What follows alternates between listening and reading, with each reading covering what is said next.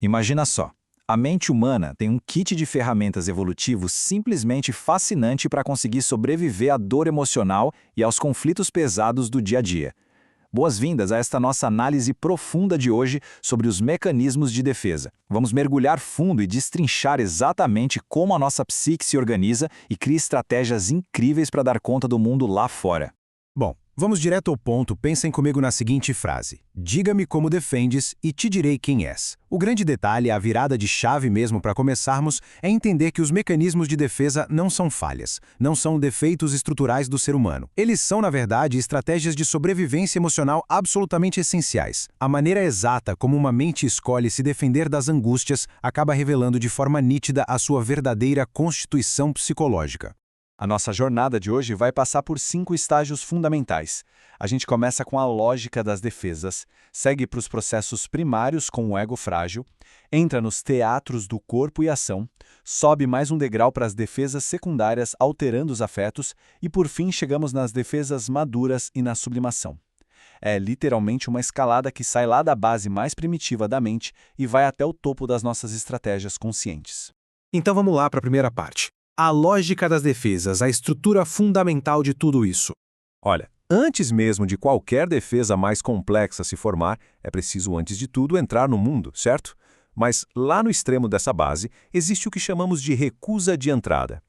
O psicanalista Donald Winnicott observou algo muito forte. Se o ambiente falha de uma maneira muito violenta logo no início da vida, o resultado não é só uma patologia, mas sim uma verdadeira impossibilidade de ser. É um nível de isolacionismo extremo, sabe? Casos onde eventos traumáticos sequer chegam a ser registrados pela consciência.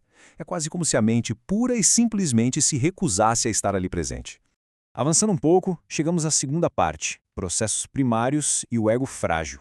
É aqui que vemos como a mente lida com os conflitos mais iniciais. Agora, para quem de fato entrou no mundo, mas tem um ego muito vulnerável, a base absoluta de todas as defesas é a cisão.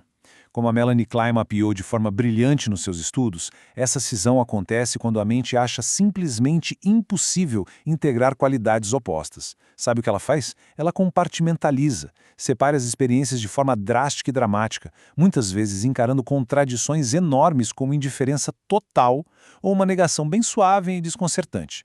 O ponto crucial para a gente entender aqui é exatamente essa cascata lógica. Um ego frágil não dá conta de lidar com objetos por inteiro, com todas as suas nuances e complexidades. Aí entra a cisão. O ego começa a perceber o mundo dividindo tudo e a todos. O resultado direto dessa divisão é enxergar uma parte como sendo 100% boa e a outra como 100% má. E adivinha no que isso resulta? Leva à idealização absoluta dessa parte escolhida como positiva e a uma negação completa, uma cegueira mesmo, para as imperfeições da outra parte. E tem um ponto de virada fascinante em como nós processamos o outro, que fica super claro na diferença entre esses dois conceitos. A introjeção, que é incrivelmente comum em estados depressivos, é quando internalizamos alguém, mas mantemos essa pessoa como um outro dentro da nossa cabeça. Tudo isso para tentar ter uma ilusão de controle da situação. O Fabian tem uma observação fantástica sobre isso. Ele diz que é melhor ser ruim num mundo bom do que ser bom num mundo ruim. Já a identificação é um processo diferente. É quando essas qualidades deixam de ser vistas como sendo do outro e passam a ser vivenciadas de verdade como parte do próprio eu, do nosso próprio self. Aí nós chegamos na identificação projetiva. E nossa, esse mecanismo é de explodir a cabeça. É muito presente em quadros limítrofes e acontece quando a pessoa que está projetando os próprios conflitos exerce uma pressão interpessoal tão sutil, mas tão persistente, que o alvo da projeção começa a agir, pensar e sentir exatamente de acordo com aquilo que foi projetado nele. A loucura é que o mundo real passa a espelhar a realidade psíquica interna dessa pessoa. Historicamente, foi essa dinâmica exata que obrigou os psicanalistas a repensarem toda a ideia de contratransferência nas sessões de terapia. É um lembrete poderoso de que, às vezes, aquelas emoções fortes que sentimos perto de certas pessoas, na verdade, pertencem a elas, e não a nós. Vamos para a seção 3, teatros do corpo e ação, os palcos físicos para os nossos conflitos mentais. Acontece que algumas mentes simplesmente não processam os conflitos só no nível do pensamento. Elas precisam de um palco físico para a coisa toda acontecer. O primeiro grande exemplo disso é a atuação, ou acting out. É basicamente uma encenação impulsiva para tentar pular e fugir de uma emoção dolorosa. Por exemplo, alguém que sobreviveu a um abuso no passado pode acabar repetindo essa cena traumática, mas assumindo ativamente o papel de agressor. É uma tentativa totalmente inconsciente de gerenciar aquela angústia pesada ou de tentar entender e dominar a pessoa que causou a dor lá atrás. E isso nos leva à somatização, que ilustra perfeitamente essa resposta silenciosa, mas impossível de ignorar, do nosso próprio organismo. O caso clássico do Freud retrata isso como ninguém. A paciente que teve as pernas misteriosamente paralisadas só para impedi-la de correr atrás do próprio cunhado. Mesmo que a mente se recuse terminantemente a reconhecer a dor ou o impulso, o conflito se transforma num sintoma físico real e palpável. Basicamente, o corpo fala em alto e bom som quando a mente tenta se silenciar. Seguindo em frente. Seção 4. Defesas secundárias, alterando os afetos. É aqui que a mente começa a pregar grandes peças nas nossas emoções. Esses mecanismos funcionam como uma ponte para reações mais elaboradas. Temos a regressão, tipo a gente começar a agir como criança de novo sobre um estresse absurdo. Mas a grande estrela desse grupo, sem dúvida, é o deslocamento.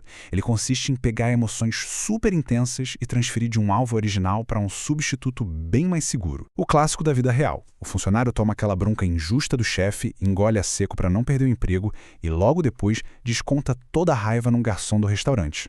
O alvo muda, mas a pessoa se preserva do perigo real. A formação reativa pega esse controle e eleva a outro patamar. Ela pega um impulso que é totalmente inaceitável e transforma literalmente no seu exato oposto. Pensa naquele político excessivamente educado, sabe? Cheio de diminutivos, de cortesias, que parecem até artificiais e ensaiadas. No fundo, muitas vezes aquilo ali é só uma máscara perfeitamente construída para esconder uma raiva intensa ou um surto de violência que seria simplesmente intolerável expressar em público. Ainda nesse grupo, temos a anulação. É aquela tentativa desesperada, e vamos combinar com um toque quase mágico, de desfazer algo que já aconteceu. Um exemplo clínico muito claro é o marido que trai, é engolido instantaneamente pela culpa e do nada chega em casa com um buquê de flores gigantesco. É como se a flor pudesse, num passe de mágica, apagar e reverter a traição. A gente vê essa mesma estrutura psicológica agindo em vários rituais religiosos que tentam limpar pecados ou desfazer culpas profundas de forma retroativa. Agora, o que é muito interessante sobre essas 3 estratégias é ver como elas trabalham juntas, como uma orquestra afinada, só para modificar e aliviar o peso da emoção. O isolamento afetivo pura e simplesmente corta o fio, separa a ideia crua da emoção que vem com ela. A intelectualização já age diferente, ela cria uma nuvem enorme de abstração teórica e a racionalização. Essa constrói explicações altamente lógicas e complexas, tudo na tentativa de tentar justificar o que, no fundo, sabemos que é injustificável.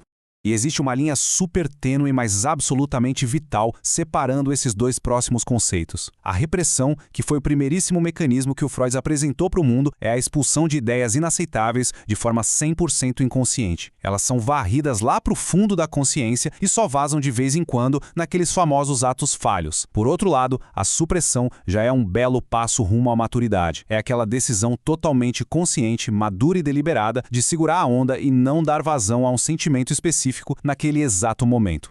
Chegamos na nossa última parte, seção 5. Defesas maduras e sublimação, transformando a dor em valor de verdade. Alcançando o tão suado topo desse desenvolvimento psíquico, a gente encontra as estratégias mais saudáveis e mais conscientes. O humor, na sua forma genuinamente madura, é uma ferramenta incrivelmente poderosa. E olha, não estamos falando de uma negação histérica das coisas, tá? É a habilidade real de descobrir elementos cômicos no meio do caos para dar uma aliviada no peso emocional. É aquela família que consegue rir de uma lembrança ou mania engraçada durante um velório. Esse humor traz um distanciamento super necessário, onde a dor não é ignorada ou apagada. Ela só se torna um pouco mais suportável para quem fica.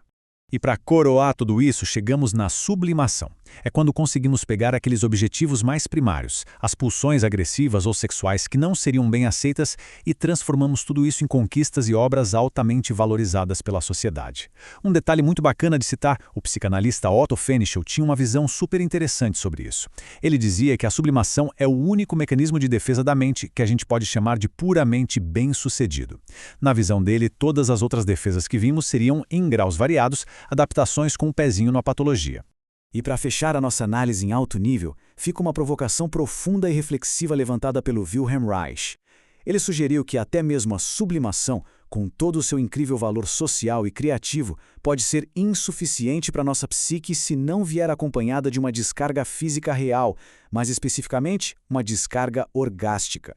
O argumento dele é que, sem essa liberação física total, a energia neurótica continuaria lá, estagnada e acumulada no ego. Diante disso, isso nos deixa com uma pergunta e tanto. Será que a verdadeira maturidade psicológica é apenas um estado mental refinado pelo intelecto, ou o equilíbrio profundo da mente exige, sem sombra de dúvida, a participação e a liberação física do nosso corpo? Fica essa reflexão valiosa para a gente pensar da próxima vez que observarmos as incríveis defesas operando ao nosso redor.